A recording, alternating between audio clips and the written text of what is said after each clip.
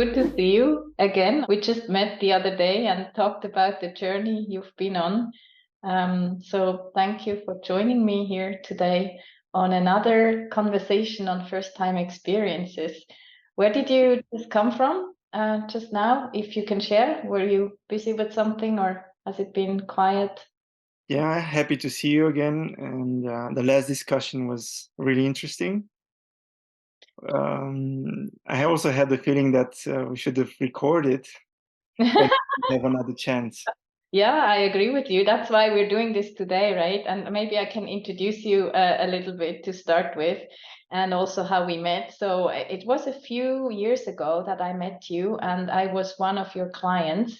You are a fitness trainer and a personal coach, and also a massage therapist.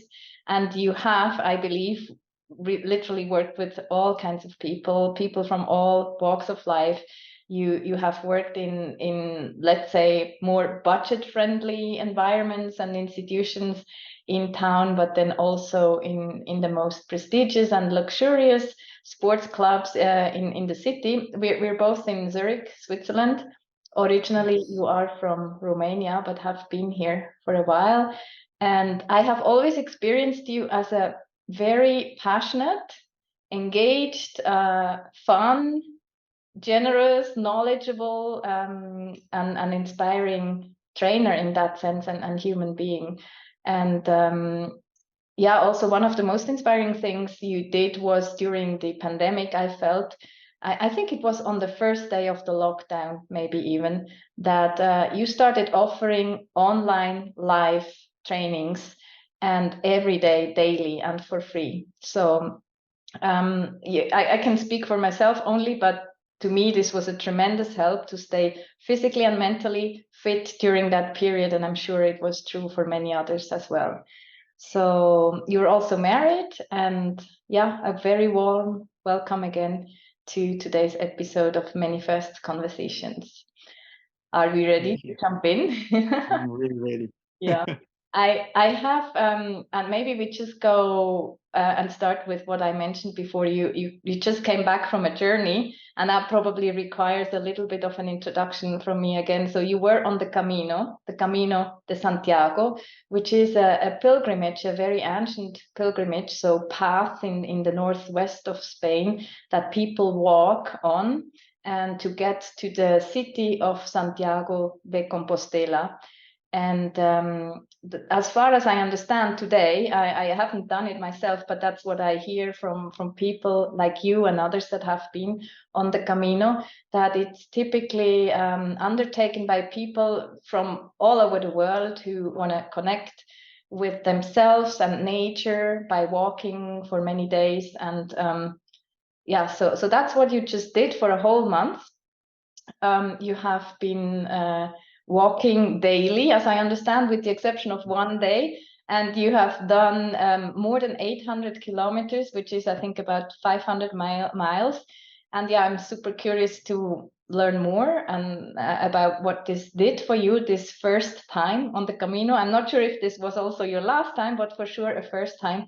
And I would like to just start right away with the question, why? I remember that in your classes, you always explain why we do something. And by the way, I should also say that your classes are always very holistic, I find. So it's not just about the physical body, but you also focus on the mind.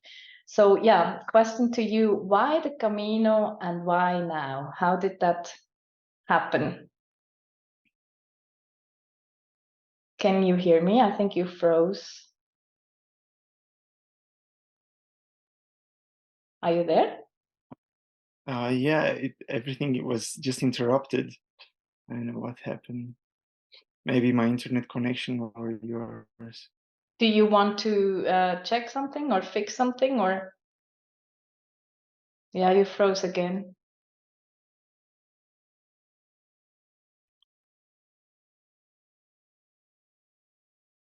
You froze again. So, I guess now is good. That's an interesting thing with what just happened, and I think this is also can be a lesson. also for the first thing we do, with adjusting. Just right now, I think my internet was not quite right. Yeah. But I just adjusted, I changed the network, and now it works properly. And you're okay, right? If you need more checking, let me know. Thank you for giving me the freedom. But this is one of the experiences I also had on the Camino. I was not quite prepared, but I needed the experience to learn everything on the way. Was a good and also a bad experience, because usually you have to be well prepared. But as many things, we have to learn that first thing we have to start what we want to do, and on the way we adjust. Nothing is perfect. We just have to keep on going, and we have to be passionate about. Yeah, I agree. That's actually a very good link to that. Did you hear the question at all? Yes, I have here something written. I wanted to show my book that I just wrote on the Camino, all what happened here. This is a notebook from my wife, and it's written, "Make your dreams happen." This really helped me because I had to put here all my thoughts. And first of all, I just written here the reason why I made this journey. Everything started hearing about El Camino from my sister-in-law a few years ago. I think last year or 2 years ago. I'm not quite sure, but I was not so interested in. And second time, I was listening to a podcast with Mihai Morar and Mihaela Tatu. This is from Romania. And Mihaela Tatu was talking about El Camino. She was doing the El Camino. And I was so intrigued by the experiences and what she was talking about. And since then, I had the feeling of doing the El Camino. Since then, I had a pull. It's like I was taken by this feeling to do it. Since January this year, I just the feeling got more intense. And I started to plan to make this. I was working in the Dollar Grant, and I was planning to do this to have a bit of time for me, unpaid, to find myself. And I will give you now the reason why I was doing this. But actually, before I did the El Camino, I just quitted my job. I was having this feeling just to be free a bit, and to not have any constrictions and any pressure, because for me it was really an important journey. How many times will you do this for the first time in your life? Yes. Just once, right? Yes, So it has to be a bit right, and especially not having a lot of pressure. And the first intention I had for the Camino is to discover myself physically, spiritually, and to find all the blockages I have in myself, because I felt something is quite not right in myself. And people telling me this, that I'm doing everything good, but there's something there that they cannot tell what, but it's like a blockage. Mm-hmm. I can't be myself entirely. So then I was putting myself questions, what is this exactly? And I thought, okay, being alone for a month, walking, I can try to find out what it is. And in a way, I found some interesting things, but I will read you exactly what I wrote, what was my intentions, and what I found, because you can have an intention, you can have some wishes, but it's not always like as you wish. It's always better. Always better. So first was to discover myself. And this word intrigues me, that what it means to discover what we have inside, and on top of us, it's a cover. a mask. Every time we get hurt, every time we have something that we cannot understand and it hurts us, we put another mask, another cover on ourselves to protect. And what I wanted to do is to discover, to take the cover out of myself and to take the mask. And I kind of understood and found this about myself, because I tried to be alone. And being alone, you start to notice yourself. And also interacting with other people, I started to notice my behavior. And it was a big discovery for me, that I just saw some things that I didn't like. For example, I always had this feeling to help people without them asking me to help them. And this is quite a lesson I have learned, because we should never help other people if they don't ask for our help, especially if it's not an accident or something very important like drowning, or for example. Then I have learned this truly, not to help other people if they don't ask for my help. We have this in ourselves, but this comes from a need. Why do I want to help the person? We have to ask ourselves, why do I have this feeling to help other person? Is this a need? Is this just to cover something that I don't like, or suffering that I have? It's always, everything has to come with a question, why I'm doing what I'm doing, why I have the problems that I have. You have to be a bit open, and usually they're not coming so easily. We have just to search, and after a while they're coming. The second reason to why I did a Camino is to find my blockages and traumas from the past and unlock them. And I found out that we have traumas, we have a lot of blockages, like a wound. You cut yourself, right? It heals, but you see a sign all the time. But now in the present, in the future, we know about ourselves something. Sometimes we don't want to know, but it's somewhere there. But truly to do the same things and to be in the same energy and to be in the same situation is a choice. And this is all about traumas and about being happy and unhappy and having and not having. It's a choice. Some people are not doing, I mean, including me and including everybody, because it's hard. It's easier to choose the comfort. It's always easier to choose what we know. For example, creating certain situation that we get hurt again, because that hurt reminds us of what we know about our childhood, about our experiences. And we keep doing this. But maybe one day we have enough and we want to change. And can I put it? It's not so easy, because it's a general thing. This will come and you will feel it.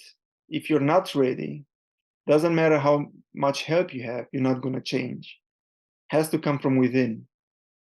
The worst part is that this is coming when something bad happens, when it's a major event that we are getting pushed to do a change.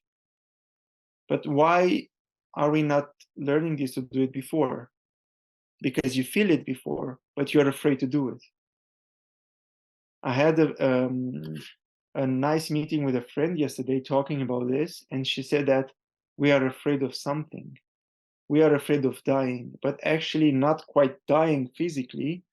But when you end something and you move forwards, actually that thing is dying. The part of you is dying, either is if it's bad or good.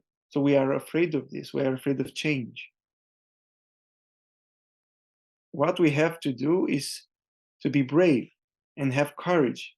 But what means to have courage? Is jumping from an airplane, or talking about yourself in your inner world. A person can jump from a plane and have courage, but can have a hard time to talk about feelings. Other person can talk about feelings, but is having a hard time jumping from a plane. We are different. We have to understand this. And to have courage means to go where it hurts and to heal and transform everything that is hard to love. Courage is not to fight and is not to jump from an airplane. It is to go where it's hard, to work on that harder part. And usually sharing love and feeling love for others and for yourself, that's the hardest part. Because we are born and we are learned to be selfish and to be afraid of everything. This world just teaches this because our parents, they had the same lesson, and grandparents and so on. It's a chain. So somehow we have to do the first step, first thing in our life. Yeah, first. The courage Yes. to change this. And again, the courage doesn't mean just to lift weights and to be the hero. No. But it's interesting what you're saying, because the connection between the mind and the body, especially in also your work, right? I mean, Yes. I'm wondering, as I understand what you're saying about helping people when they ask for help.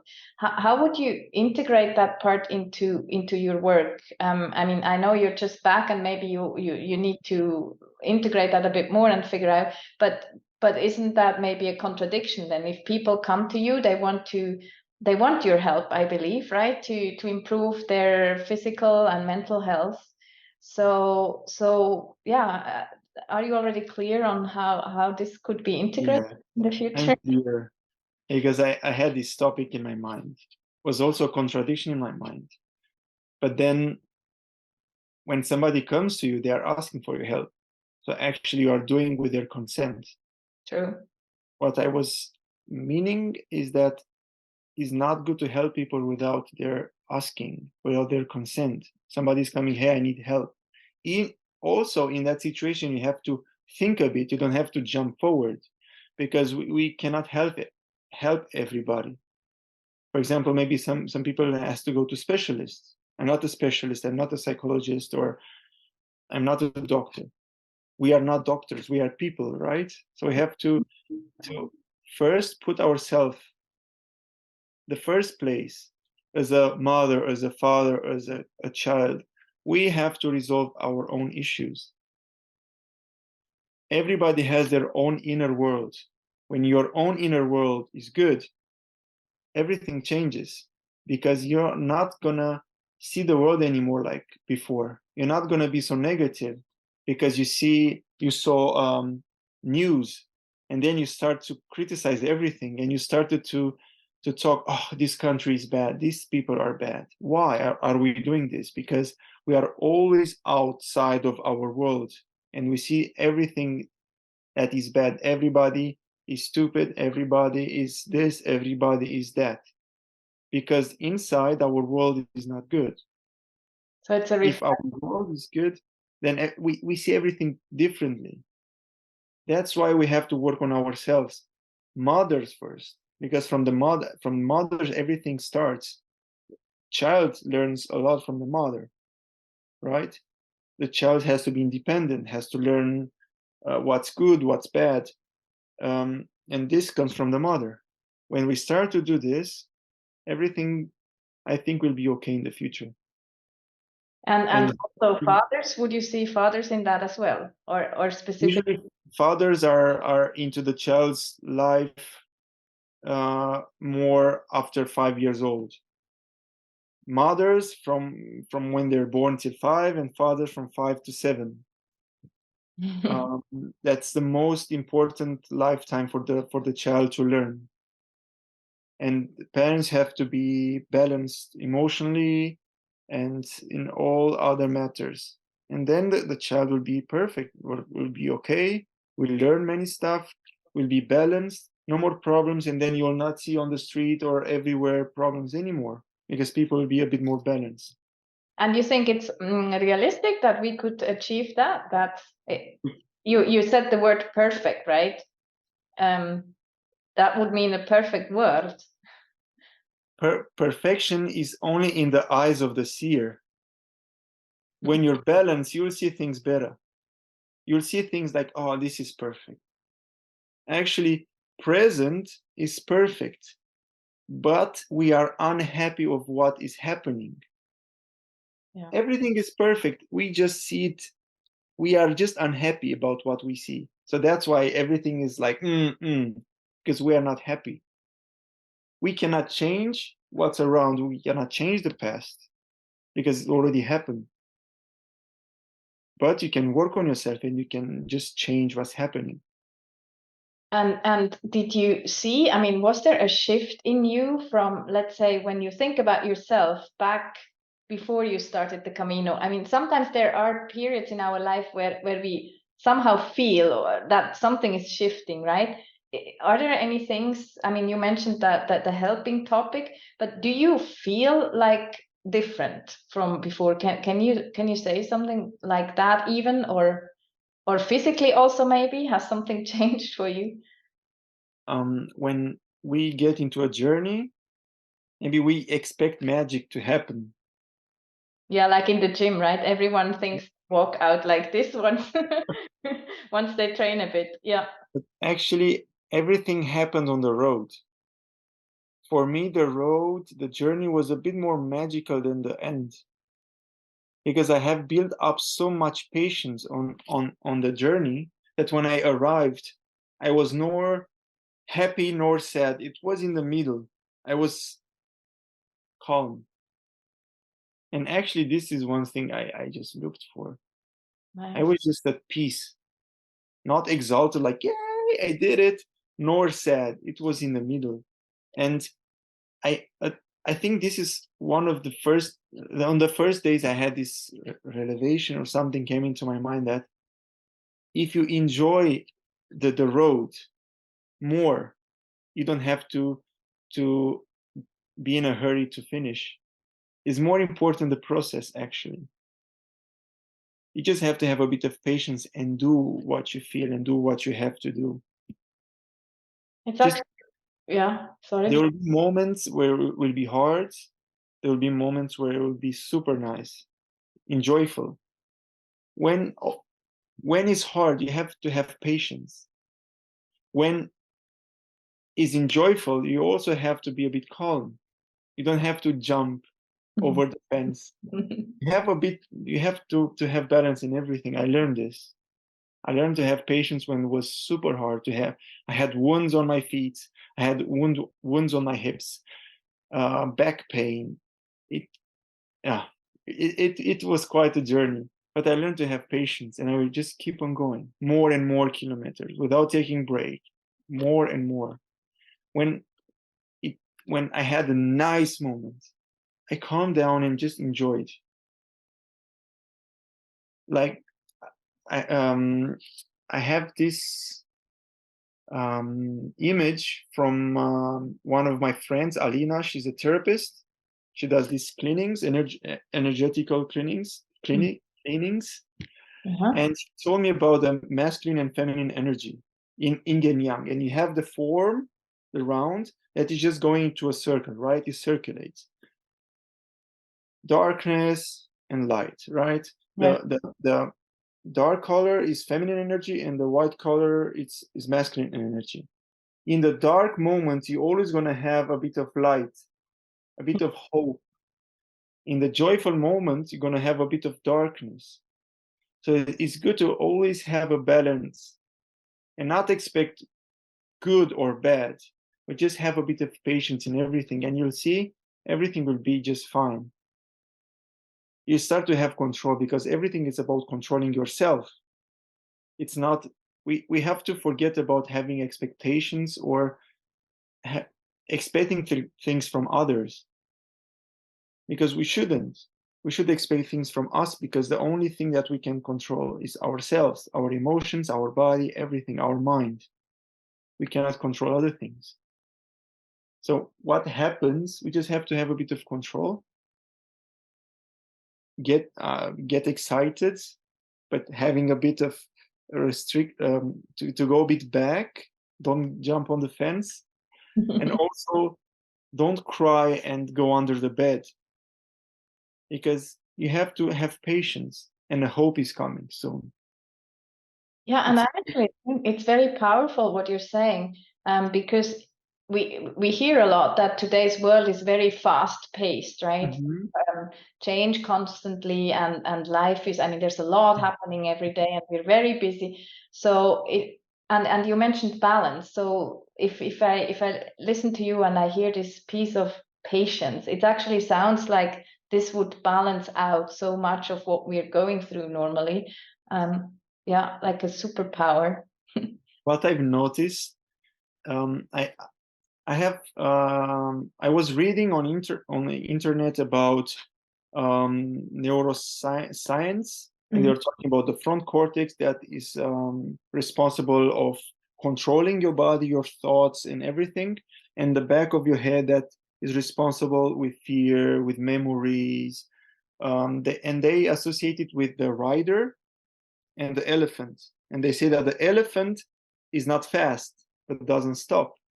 Yes. The rider is very fast, but the energy goes fast. So here's the control, and here is not.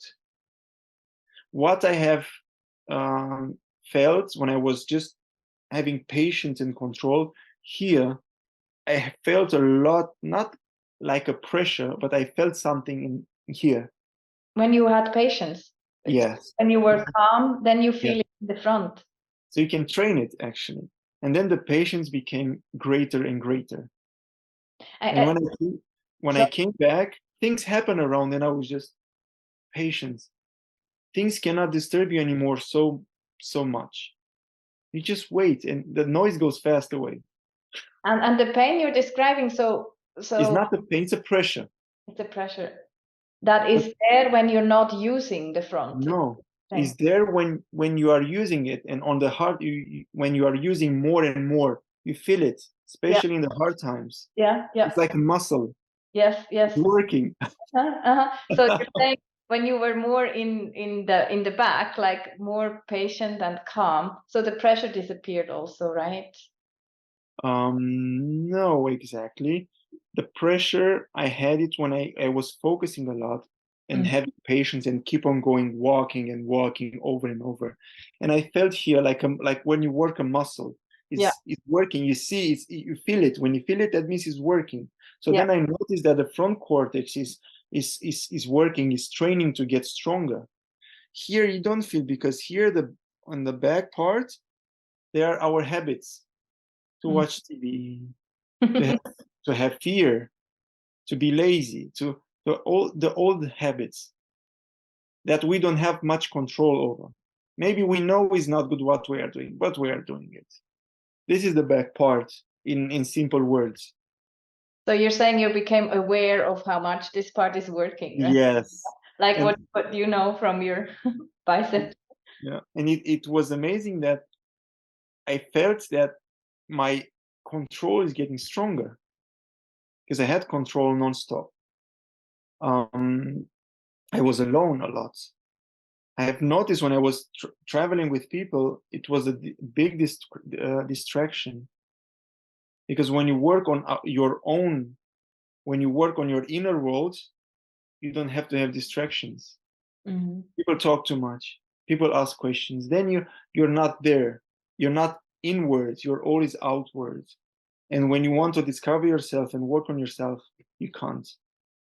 Were there moments where you had to express that, where you literally told people, I need to or want to be alone? Or did it happen? Yeah. Yes. Okay. At the beginning, I think we might feel strange to say or ashamed. But this is making the situation worse, because you stay there without you wanting. The person feels something is not right, that maybe it's a bad energy in between, and then everything goes bad. It's better to say what you want, and the person will respect you, because you're saying what you want, and usually people want this. We have this habit of not telling people if they disturb us or if we don't like something, and this is actually worse. We think we are hurting the person, but we are hurting even more, but by not doing what we want. And you'll see when you say you're gonna tell to a person like, hey, sorry, this is bothering me. I don't want to disturb you, but I'm just saying, let you know. And you'll see the person usually will appreciate this. If it's a really locked person, will get angry, whatever.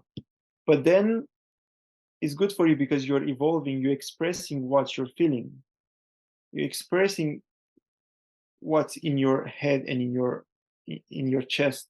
Because here usually it's when you feel something here, usually it's good. And that's actually another step, I think, probably on this whole journey of self-discovery. One thing is to feel and to have, as you said, also the courage to go there, right? To go where it's not so easy, where it may be painful. But then it's also, how do I bring this across if I have to? So to really start talking about it. And that's like another step, probably. Yeah. So, yeah. We're talking about choices. Yeah. Sorry, I interrupted you. No, choices.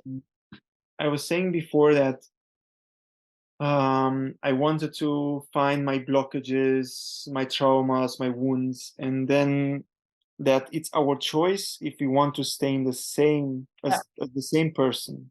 Yeah. So actually, what means to have a choice? Actually, we have a choice for a lot of things. Sometimes we say we are slaves, but actually it's an excuse of going out. So when you choose to do something, you actually take a key inside as a metaphor and you unlock a door. I choose to be powerful. I choose to have a better life. I choose to read. I choose to work out. I choose to do a journey. I choose to change. But when do we do this? When we have enough. And everybody has their own journey. And that's why it's not good to help somebody, because you will take the ability of the person to change and to grow. And this is a big, let's say, karma, right? It's a big karma on your shoulders because it's like a sin. Taking the freedom of somebody, it's a sin. Or a bad thing, put it how you want. You shouldn't cripple somebody from the ability to change and to grow wings and fly, as a metaphor. When they're ready for that, right? They have to be ready. They have to be ready to do it by themselves. Or choose not to do it, which is also a choice. As a therapist, as a trainer, as whatever you do to help people, actually, you're just guiding people. Sometimes people are coming to ask for help. You guide them, but they are not ready, so they will go. You don't have to push it. It's not your job to push people. It's your job to guide and to show them the way. And then you will see things will be better. People will not be angry anymore. Because sometimes when you help somebody, even if they complain, they are not ready. You will be the bad person. You will suffer, not them. And I think many people can relate to this. And this is one of the things I had to fix on the Camino. I'm a big empath and feel the person's feelings. I don't know how. I have this.